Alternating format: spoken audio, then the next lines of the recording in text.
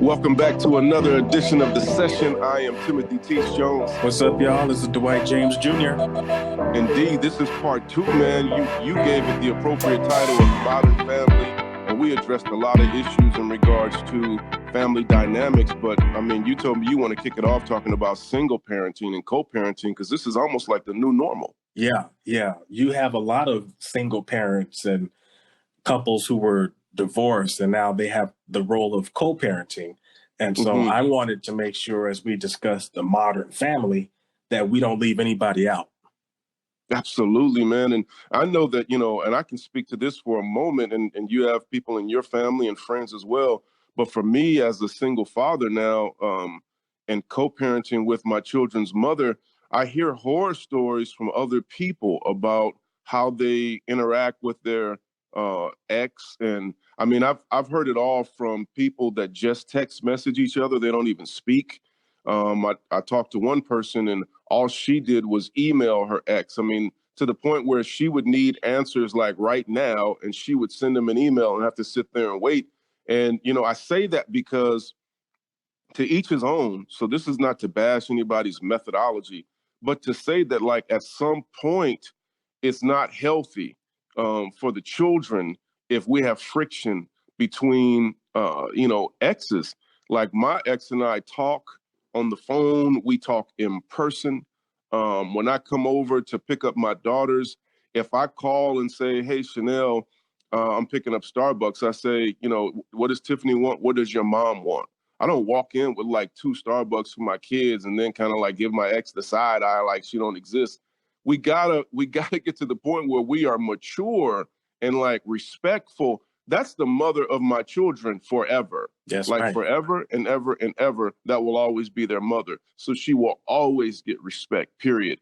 If things didn't work out between us, that has nothing to do with the children. So when we talk about single parenting and co-parenting, I think that there's effective and ineffective. And what are some things that you've seen in relationships around you? I know you have a solid relationship, but you have to know some single parents or some people that are co-parenting. Yeah. And, back to what you had just said a minute ago, I just wanted to throw that out there. I've known you forever, and I believe that you and your ex do a fantastic job as far as like almost like a blueprint on how to co-parent successfully. I've seen horror stories where divorce is already enough pressure on a child. And so after the lawyers and everybody's involved and everybody gets their split, we're going to do this, we're going to do that. Now, when it's time to co-parent, the parents are still going at it, and the children are actually still feeling the brunt of it. Without going into too much detail, but there's one case that I was personally almost involved in where Tim, the child was really getting like sick, like hospital sick, because of the effect of the divorce and what his parents were going through was having on him.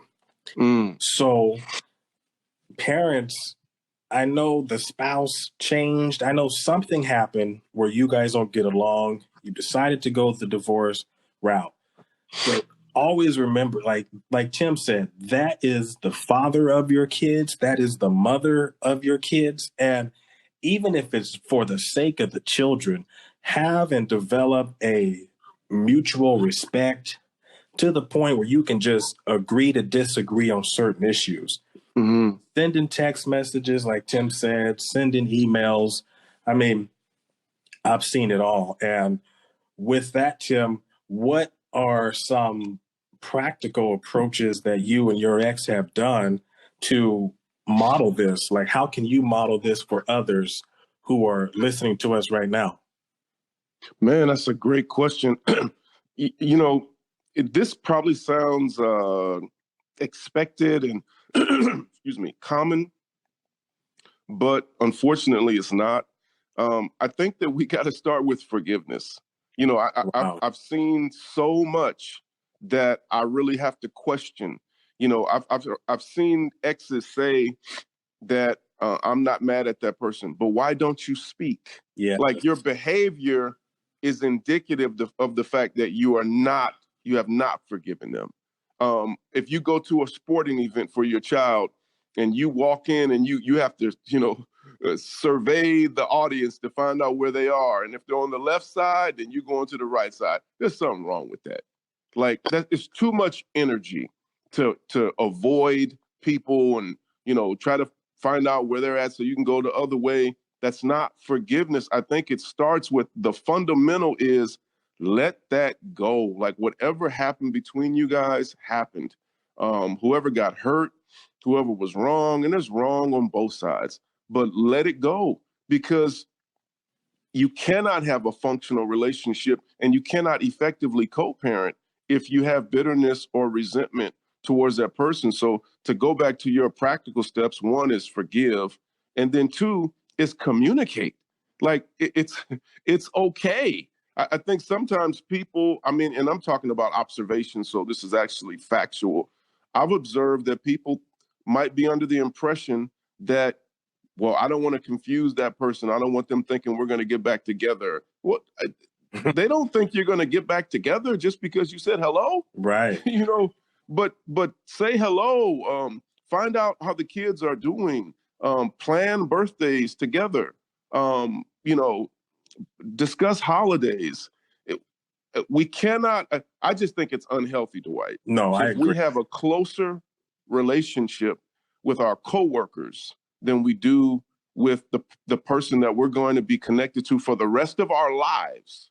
A lot of coworkers you'll never speak to again 10 years from now. You won't even know their name or their address or their telephone number. But your ex, you're going to have, if you have children together, you're going to have weddings, graduations, grandchildren, and you're going to be connected to that person forever. It shouldn't be toxic. No, I agree. And see, with that, and let me just pause right here. I salute all the single parents, single moms. I know some amazing single moms, Tim, who are doing a fantastic job. I know some single fathers who are holding it down for their kids, and they're doing a fantastic job. So it's not about putting one group down over the other. It comes down to, can we communicate? Can we focus on the kids? Like the children is what matters. Now, you hear people say things like, well, that's easy for y'all to say on this podcast, but you don't know what she did to me and you don't know what he did. Listen, forgiveness does more for you than it will for the other person. Speak on it. You asking for forgiveness, that opens your heart up. We're not even focusing on the spouse right now. I'm talking to you. And I've seen come into the the gym rather, and, oh, he's over there, so I'm going to sit over here. And we're going to do pictures where you and the girls go first, and then me and the girls will go second. And, listen, communicate, forgive. Those two are key. And then also, like I said, do you love your children? What's the common denominator in this relationship? It's the kids. Yeah. I pray to God my wife and I never go through this and we stay together for a million years. But I would hope that we would have a mutual agreement and still have some love and confidence in each other to lead our children the right way. Yeah. Now, Tim, go ahead. Part of this, and this is part of my next question, because you have single parents, you have co-parents, but then there's the side where you're introducing another parent, a step parent, into the picture. You know what I mean? And so now, how does that play out? You have the mom and dad who have now split up, but then the mom gets remarried. And so now there's a stepdad involved. Talk about that for a brief second. Man, D, you are going some places. There's a couple of things that I want to say. One, and there is no single a blueprint, so to speak, of exactly, steps that everyone has to follow. So I will mention someone that I respect, Deion Sanders, who is with Tracy Edmonds now. I remember him saying that when he and her started getting real close and he realized, you know what, I think I might want to spend the rest of my life with this woman. And, I'm going to be meeting her kids soon. He asked Babyface to lunch and asked for his blessing, because those will never be Deion's kids. That's right. Those are Babyface's kids. But you have to be realistic that Tracy is going to move on one day and she's going to remarry. Babyface is going to move on one day and remarry, and so is Deion. But I love the respect that he demonstrated by saying, hey, Babyface, I want to go to lunch with you and talk to you, and I'm going to be an influence around your children. Do you approve? Wow. So, and again, my point is, salute. Everybody doesn't have to do that. If I meet a woman tomorrow, and I'm being facetious, and her ex is in prison, I can't go to lunch with him and just be like, hey, dog, just want to get your blessing. Right. He might be like, homie, when I get out, I'm going to shoot everybody up. So everybody's situation is different, and I'm being sarcastic. No, it's true. But there needs to be respect, number one. And I think that for that bonus parent, because I look at my stepmother as my bonus mother. And that's another, like this play on words. Some people say mother-in-law, some people say mother-in-love. It doesn't matter. It really doesn't matter what you call people, but you need to show respect to people. So what I plan to do when I meet a woman and we get to that place where we're going to, get married, or we're talking about the seriousness of that, and she's going to meet my children, as long as she understands that she is a bonus mother, and if she has children, I'm telling you, so this is not just me talking about a book I read, I'm talking about me. I plan to reiterate to her kids, if she has them, that I'm not their father, but yet I will love them as if I was. But if they have a father that's living, they need to either repair that relationship, cultivate that relationship, spend time with their father. So the healthy dynamics in that needs to be mutual respect. Wow. That's right. I agree. I mean, that's right there, folks. I mean, I hope you're listening. That Tim just laid out a model, a blueprint on how to do this effectively, how to do it successfully. And I mean, as you know, you've been listening to us the last few months. Tim is single. He has daughters. So we're not talking about something we read offline, some Google document. This is life. Yeah. This is real life. And so as we move on, we have to maintain balance between marriage and family. Well, see, D, I want to ask you, thank you for bringing that up. Because, see, I've been talking a lot because I'm single, and I've been sharing about Deion and meeting kids and co-parenting. Well, none of that. You have a lot of experience indirectly with people around you, but can you please talk to the people that are married, and how do you maintain the balance? You have a wife and you have a daughter. And so, and you happen to be, and this is not flattery, I've known Dwight for over 20 years. He's a great father. A great father to me, and a great husband is someone that is dedicated, committed, faithful, et cetera, et cetera. He fits all those criteria. Dwight, how do you balance Crystal and Destiny? Excuse me. It's a balancing act. It's for real, because Crystal loves hard and Destiny is a true daddy's girl. The break I get from Destiny is when I'm in the bathroom and she's still trying to break down the door to get in there. Taking a dump. I'm telling you, listen, that little girl loves her daddy. Oh, yeah. And so to balance that out, I can now I'll be honest, I can probably do a much better job at balancing this, but it's a matter of just keeping Crystal first and reminding my daughter that mommy comes first. This is mommy, because what we do a lot of times is when children come, we put so much emphasis, so much energy into the children where we don't have any time, any energy left when it comes to our spouse. And a lot of things, one of the things that essentially that goes down in a marriage when they have children is the sex life. Because by the time you have kids and you can put the kids to bed, you exhausted. So now you roll over and go to sleep. So there has to be a balance. And the best way to have balance through this is you have to have help. Tim, I've known you, like you said, for over 20 years. And one of the ways you used to balance this was through having like daycare and having, your kids go to someone's house that you trust. Help. They used to come to our house and, I used to go there a couple of times, I believe. So you have to have that balance so that, listen, the children can go over here. They can go to grandma's house, auntie's house, and I'm going to take my wife out on a date. We're going to have that date night. And then the balancing act on the other side of that is I have daddy-daughter dates with Destiny where her and I just go out. Right. And, go to Target or just, whatever we do, grab some ice cream.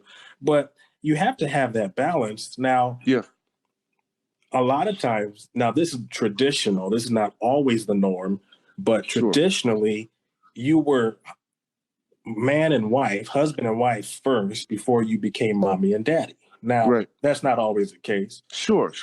But either way, you were boyfriend and girlfriend.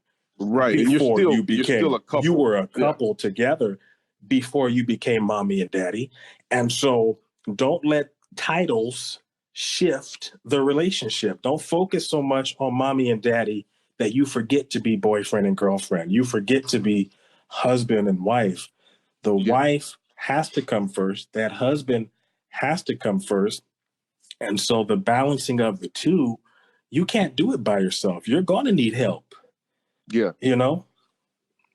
Well, D, when you're talking, man, like this whole subject of, and you came up with a great title, The Modern Family, because so much has changed, in the last 100 years with the family, and we have to address it. And it's not bad. It's just real and it's reality. But I knew your father before he passed. I know your mother, and I know the great parents that they are and were to you and your siblings. And I mean, my mom passed a couple of years ago also, and my father and mother were excellent parents for us as well. What were some life lessons that your parents instilled in you that contributed to your philosophy on family? That's a great question. One of the things when I think about my parents is they modeled the way for all of us. Few lessons that they learned I learned through them off the top of my head was one, keeping God first. Two, my dad always took care of my mom, every step of the way. So he was a provider. And so that provider provision ability is built into me. Yeah. And another key lesson was just to keep my life simple, and keeping my life simple. I believe we talked about this in another episode, but keeping my life simple meant taking care of what I had to take care of, making sure I took care of my responsibilities and not overcomplicating what should not be complicated. Right. So family to my parents was everything. All the decisions were focused on family. Every decision my parents ever made, it was a decision that was based on what was best for our family. Yeah. We moved a lot growing up, but moving a lot had to deal with, can I get my children, if I move here, will my children go to a better school? If I move here, what does that do financially as far as getting a better opportunity for my children? Now, my parents get the Parents of the Decade Millennium Award because they've put so much time and energy into us, and so that's why, I am very hands-on with my daughter. I'm at her school every chance I get, and that's why, because I saw that modeled before me. But, I can go on and on, but I want to Yeah. I want to hear from you. Like, what were some lessons that you took away? Well, what's interesting is that, and just like you have a lot of siblings. There were six of us. And so as we got older, I always remember my mother. And, once you have a parent pass, for those of you that are listening, if you have both parents, I mean, obviously you are blessed, spend time with your parents, love your parents, respect them, etc. But for those of you that have lost a parent or both parents, and you'll be able to relate to this statement, it kind of heightens your sensitivity to things that they told you. Like that's all you have left is what they, imparted in you while they were here. And so my mother kind of stands out with regards to lessons learned. And that was, she always told us to, excuse me, to stay close. Call your brother, call your sister. And, and while she was living, and I'm being for real, we were a lot more busy. I'll put it that way. So, everybody was doing their thing. Dwight, when I tell you, and I don't know the effect that your father's passing had on you, and you can share if you'd like, but after my mom passed, it wasn't that we made an announcement, like, hey guys, so she's gone now. And so I guess we better start acting like we love each other. It wasn't like that. Yeah. It wasn't like that at all. There was no announcement. There was nothing formal, but we didn't have a group chat before she passed. And like now we have a group chat that we all make comments in, sometimes daily, sometimes every few days. But like that's one dynamic that we have that we didn't have before. We call each other far more often. We visit each other far more often. I found, and Dwight, because you and I have known each other, we've been very close and we've worked together for a long time.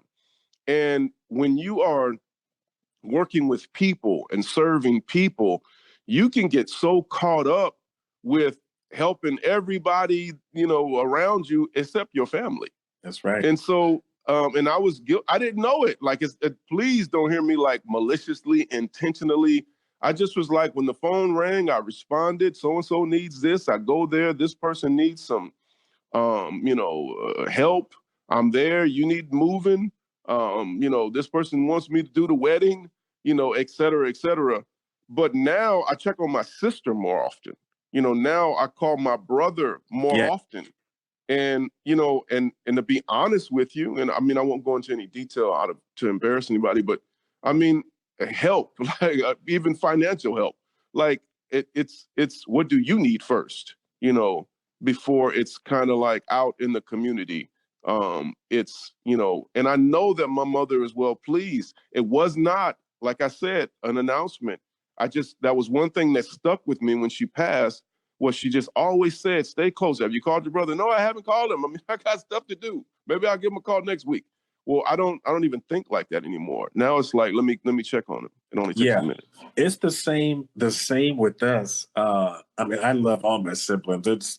I have a unique relationship with each of them. Yeah. And when my dad passed, we were close prior to his passing. Right. But I believe after he passed, we became even closer. And similar to you, we have the chat group and, we're doing stuff. We're talking in that group often. And we make it a point. Like I believe the day he died or the day after, we were all together and we were convinced and really sure of the fact that this was not going to break us up. Yeah. We were going to stay together. And it's been a little bit over a year, and I'm glad to say that we have kept that promise. Yeah. I have seen it, and it hurts my heart, Tim. Honestly, it hurts my heart. But I've seen when a parent dies and then the children don't even speak, or they speak to half the siblings. Oh my God. And my dad was big on that. My dad, he told us, like, he said, something happened to me and I go to heaven. Y'all better not act a fool. Yeah. And that's not even in our nature. All of us were taught better and trained better, but we just kept this closeness. And so that's one thing that I'm like happy about. And we're all scattered now, like we got, sibling in California, one's in Georgia, Texas, Wyoming. So we're scattered, but we're only a phone call or a FaceTime or a Google Duo away. Yeah. There's no more distance, you know. So that part I'm really happy about. So I can't, you know, say nothing else about that. I'm just thankful that we're all still close. Well, to the listeners, I just, I strongly encourage, because Dwight and I don't mind at all. Actually, we're very intentional about being transparent, because we did not ever want this podcast to be about preaching to you or instructing you or teaching you. You can get that on Sunday. We wanted to be honest with you about our lives, and in hopes of sparking thought-provoking conversation, so that people can kind of like take some things into consideration and do whatever it takes, whatever adjustments you need to make to experience more and more victory. If you go to Dwight's Instagram page, this dude is always talking about winning in life. And what's the phrase, Dwight? Winning with money. Well, no. Before all that, I have the winning season. Yeah. This is your winning season. That's what I'm talking about. This was way before the podcast and winning with money. It was winning season. Yeah. And so what I want the viewers, the listeners to hear in this portion of the podcast on Modern Family, if you have siblings, if you have, your parents are still living, and I know that we'll talk about other topics in future episodes, but you have to cultivate those relationships. You only get one mother. You only get one father. Thank God for bonus parents. Like we talked about that too. And so that's a blessing. I love my father's wife like she was my own mama. She's just one of the sweetest people I've ever met, ever. But in addition to that, my brothers, my sisters, those people are going to be with me forever.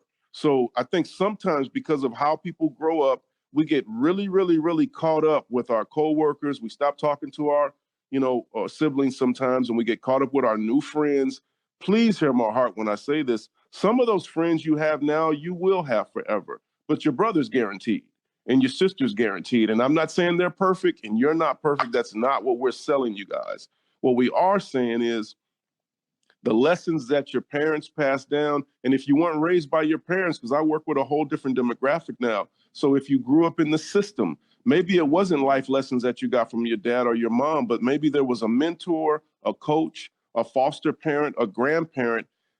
Man, cultivate those life lessons. You can do better and make a better family situation for your children. We don't always have to harp on what happened to us or what didn't happen for us, but we can actually make better decisions and have a better life situation for our kids. And D, if you have any closing remarks, man, this would be the perfect opportunity. Yeah, no, I want to issue a challenge too. If you have siblings out there, I challenge you to develop a close relationship with them. If you have not spoken to or even called your brother or your sister in years after mama died, after daddy died, pick up the phone. I talked about forgiveness earlier. Forgiveness does more for you. It doesn't matter who was wrong and who was right. Pick up the phone and call your brother, call your sister, because at the end of the day, all you have is your family. Thank God for your friends that stick closer than a brother, but you still have a brother. And thank God for the sister, the friends who stick closer than a sister, but you still have your sister. Family is bond. And I know not in every case, but in a lot of cases, if mama was still living, y'all would not be acting this way. Come on. If daddy was still living, you would not be acting this way. So please pick up the phone and forgive each other. And D, when you hear that remark, now good and well daddy is turning over. I'm telling you, because you hear it. Now, if mama was here, act right. Mama is somewhere turning over in her grave, watching y'all act like y'all ain't got no sense. Act a complete fool. Are you there? I'm right here. Oh, man. I ain't going nowhere. I'm going to say it again. Mama would be turning over in her grave. Daddy would try to kick that casket open if he knew his children was out there cutting up. Come on, man. You got to do better. Do yourself a favor and just forgive. Absolutely. And that's setting the example for your kids. They deserve to know their uncle, their aunts. I'll say this quick because we are out of time. One of my aunts, I met her at my mother's funeral. I mean, to no offense to her or my mother or none of that. I'm not pointing fingers at anybody. I'm just saying it's a shame that in my 40s, I met my auntie because they weren't speaking. So let's do better, y'all. On behalf of Dwight James Jr., I am Timothy Keith Jones, and we are out. Subscribe to our YouTube page by clicking the link below. There you'll find links to our Facebook and Instagram pages. Make sure you turn on your notifications so that you don't miss any future episodes. So until next time, thanks for tuning in to the session.